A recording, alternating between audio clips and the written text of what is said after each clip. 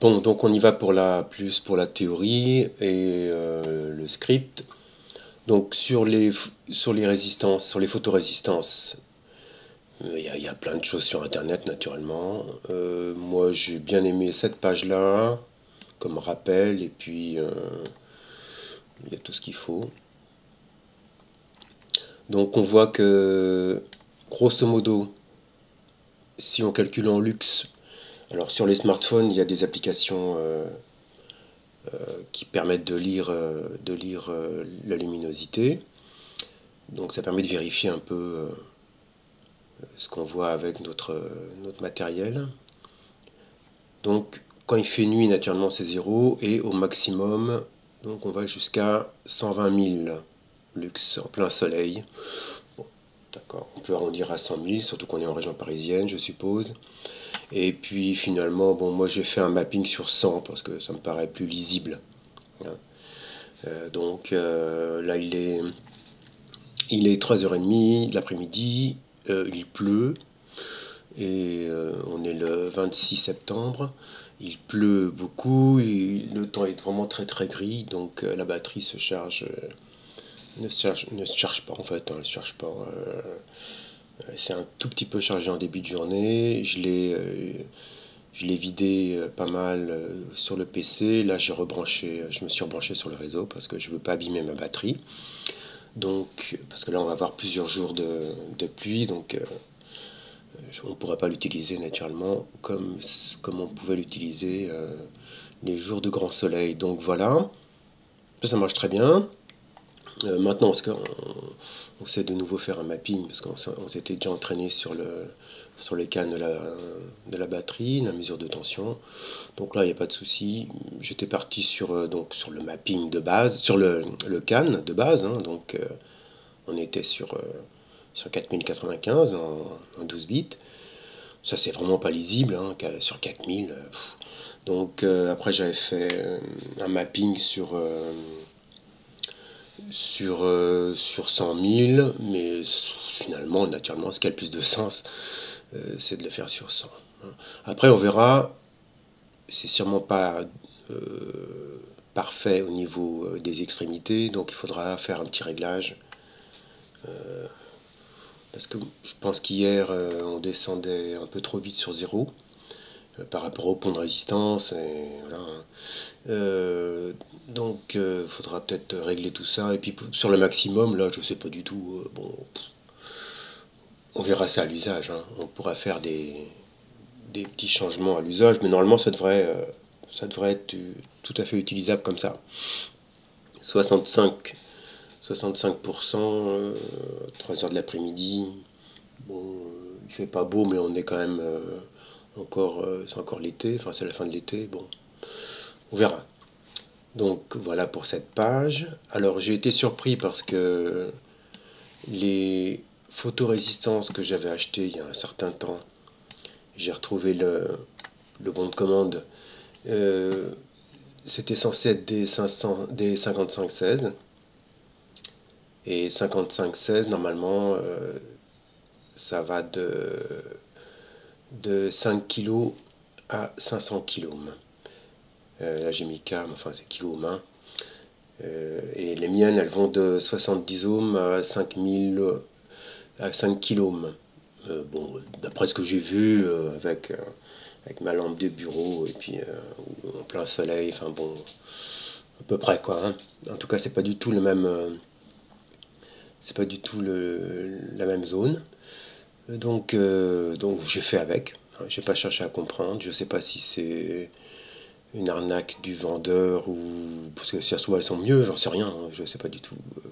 Et comme la référence n'est pas marquée ni sur le sachet ni sur les composants, je sais pas.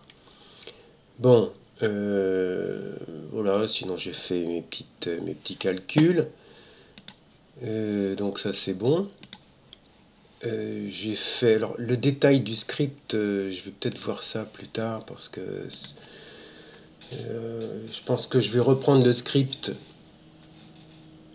fonction par fonction en détail une fois que ça sera bien fixé. Parce que là je suis quand même encore dans les bases, dans les débuts du développement quand même, hein, c'est encore très basique. Enfin bon, je sais pas, peut-être qu'on arrive à un certain niveau quand même de développement pour moi, quoi. Hein. Bon. En tout cas, euh, en tout cas, voilà pour la page web. Alors il y a autre chose que j'ai fait. Alors oui, quand même, le résultat en console. Où est ma console? Comme il y a eu des changements au niveau de l'intervalle d'écriture, parce que d'abord moi je l'ai changé moi-même, et puis ça a beaucoup changé au fur et à mesure que je rajoute des fonctions, etc. Bon, c'est pas du tout finalement stable. C'est un peu logique, mais enfin bon, au début j'avais l'impression que c'était stable, mais au fur et à mesure du développement, ça change trop. Les intervalles entre les tours, entre les loops de task 2. Donc finalement, je ferai avec un timer. Hein. Je ferai avec un timer, ce sera beaucoup plus sérieux. Pour l'instant, je suis resté comme ça parce que je ne peux pas tout faire en même temps. En tout cas, bon, voilà. Donc ça, c'est la mesure ancienne qui, du can brut, en fait. Hein. Il n'a pas encore refait de mesure.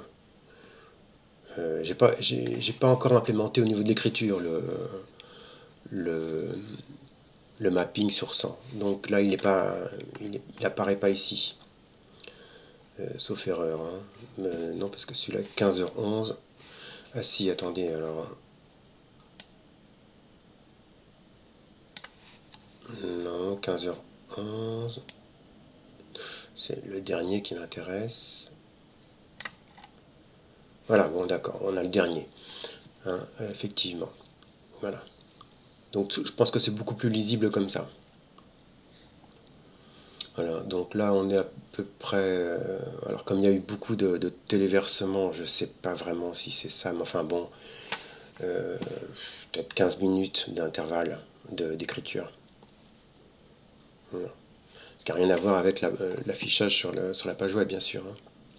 L'affichage sur la page web, c'est genre toutes les 3 secondes, un truc comme ça. Voilà, alors ça c'était.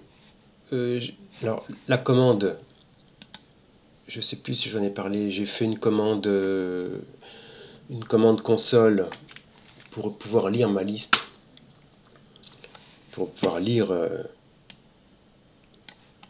l'historique.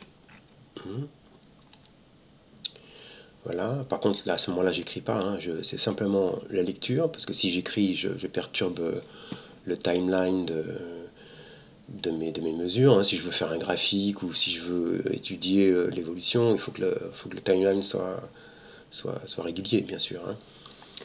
Hein. Donc ça, c'est très pratique. Par contre, j'ai voulu faire une lecture ici, mettre un bouton pour faire la même chose sur la page web.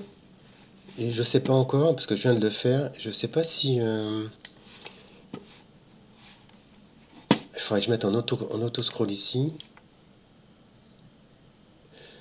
J'ai peur que du coup, ça reste activé en permanence.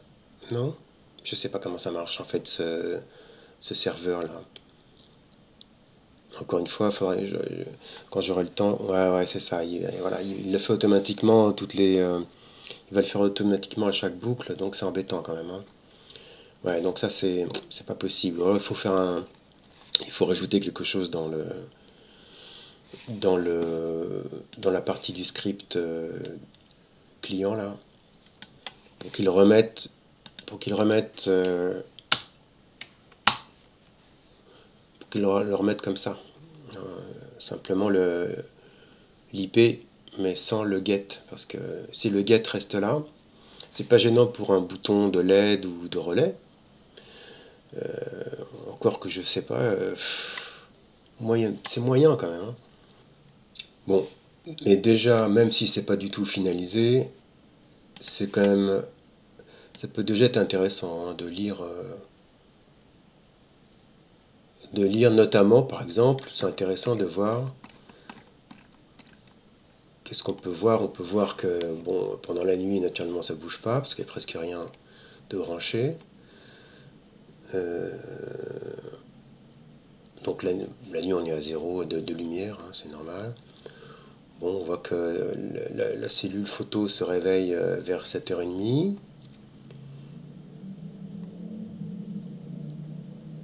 Mais que la batterie commence à se recharger seulement à 9h. Voilà. Donc on peut quand même faire des petites... on peut faire des graphiques, on peut faire des choses un peu pour voir comment ça se passe sur son balcon. Ça peut être intéressant. On peut aussi imaginer mettre des photorésistances aux 4 angles d'un panneau, par exemple, quand c'est un panneau un peu mobile sur un balcon. C'est vrai que sur un balcon, il faut chercher en permanence la bonne exposition. Sinon en permanence, en tout cas selon les saisons, hein. C'est pas la même orientation, pas la même inclinaison en août et en février. C'est pas le même angle, bien sûr. Mais même dans une journée, à la limite, si on a besoin de recharger, si on veut recharger de façon optimale, si on a par exemple un panneau qui est à plat par terre, et qu'on a un site comme le mien qui est très enclavé entre deux tours, les taches de soleil, on va courir après un petit peu pour charger le mieux possible. Voilà, à très bientôt.